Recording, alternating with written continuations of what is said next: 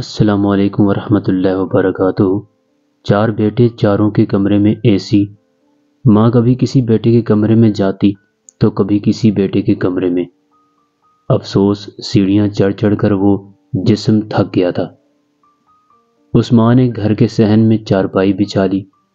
B P لو پہلے ہی تھا، گرمی کی شدت عروج پر تھی اور وہ نہانے چلی گئی۔ اور کچھ دیر بعد گرمی کا کہتی ہیں کہ گرمی بہت ہے، ایک بیٹے کے کمرے میں جانے لگی تو روح نے جسم کا ساتھ چھوڑ دیا۔ وہ ماں آج رخصت ہو گئی۔ بیٹے، بہو، نواسے نواسیاں سب اس چارپائی کے پاس بین ڈال رہے ہیں، مگر ماواں نہیں لبدیاں، اے ٹھنڈیاں چھاواں نہیں لبدیاں، ابھی ان کے جنازے سے ہو کر آ رہے ہیں۔ اللہ پاک انہیں جنت الفردوس میں اعلیٰ مقام عطا فرمائے، آمین۔ والدین کو اکیلا چھوڑ کر نہ جائیں۔ میرے آفس میں ایک معزز لیڈی ڈاکٹر تشریف لائی۔ پتہ چلا کہ وہ کراچی کے ایک بڑے مشہور ہاسپٹل میں گائناکالوجسٹ ہیں۔ کہنے لگی، سر، آپ کی ایک تحریر صلہ رحمی پڑھنے کو ملی تو ارادہ کیا کہ جا کر اپنے دل کی بات آپ سے ضرور کرنی چاہیے۔ میں نے کافی منگوائی، موبائل خاموش کیا اور ہمہ تنگوش ہو کر بیٹھ گیا۔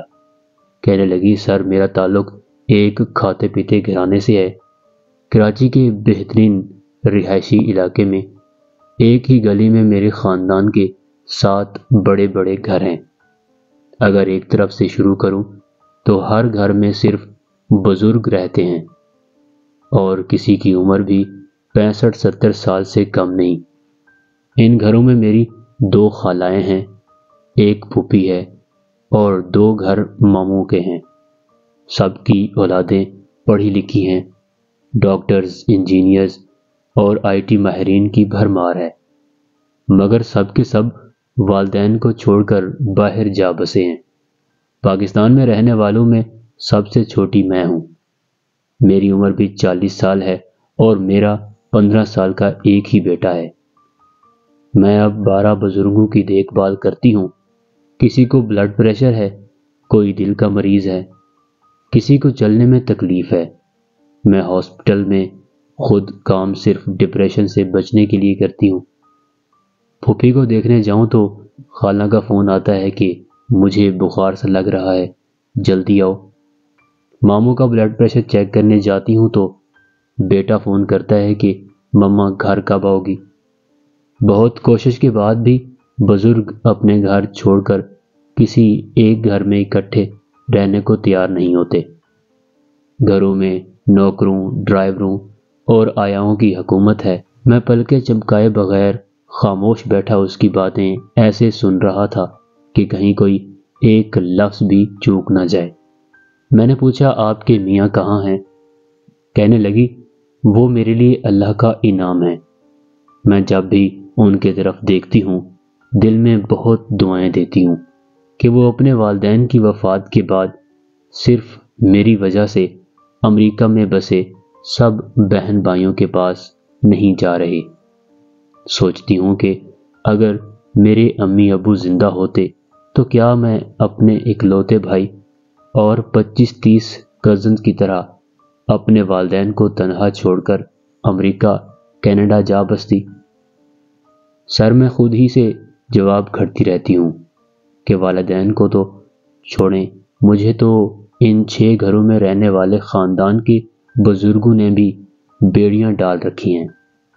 سر اب پریشان اس لیے ہوں کہ میرا 15 سال کا بیٹا ضد کر کے پوچھنے لگا ہے کہ مما ہم امریکہ کب شفٹ ہوں گے، اور میں بیٹے کو جواب دینے کی بجائے کچن میں کچھ دیر بیٹھ کر آنسو بہا کر دل ہلکا کر لیتی ہوں۔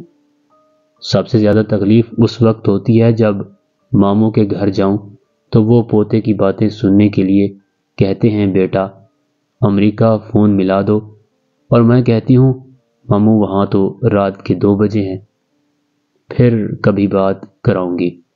اور سر، یہ پھر کبھی بات کراؤں گی والا جھوٹ میں 6 کے 6 گھروں میں اکثر دہراتی رہتی ہوں۔ وہ چپ ہوئی تو میں بھی خاموش ہی بیٹھا رہا۔ ہنس کر کہنے لگی سر آپ بھی تو کچھ بولیں۔ میں نے کہا بیٹا میں کیا بولوں، سب کچھ تم نے خود بول دیا ہے۔ کہنے لگی سر میں تو یہ نہیں کر سکتی، مگر آپ کسی کالج کسی یونیورسٹی میں جا کر ہماری نوجوان نسل سے ایک درخواست ضرور کریں کہ باہر کے ویزے لگوانے سے پہلے میرے خاندان کے یہ 6-7 گھر وزٹ ضرور کر لیں۔